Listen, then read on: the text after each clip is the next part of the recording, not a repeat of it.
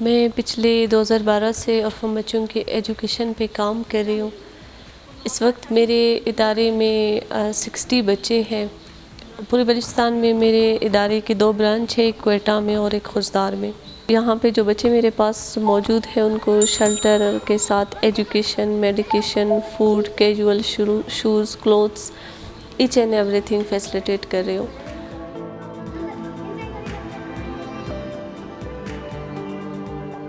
جب میں نے 2012 میں یہ کام سٹارٹ لیا تو میرے پاس 3 بچے تھے۔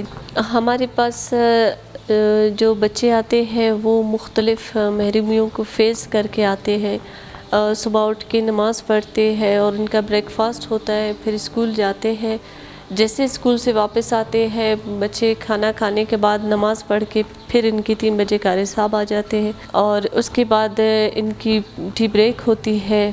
تھوڑی سی ریلیکس ہونے کے بعد پھر ان کا ٹیوشن ہوتا ہے، پھر ان کا 7 بجے ٹیوشن سٹارٹ ہوتا ہے 8 بجے تک، اور پھر ان کا لنچ ہمارے پاس ڈنر ہوتا ہے، اور ڈنر کے بعد پھر ہمارے بچے نماز پڑھ کے سو جاتے ہیں۔ اور موسٹلی ہم ویکینڈز پہ بچوں کو آؤٹنگ پہ لے کے جاتے ہیں۔ انشاءاللہ ان بچوں کا جو فیوچر پلان ہے ہمارے پاس، میرا یہ ویژن ہے، میں یہ چاہتی ہوں کہ یہ بچے یہاں سے CSS کلیئر کرے، یہاں سے وہ انجینئر بنے، ایون کہ سائنٹسٹ بنے۔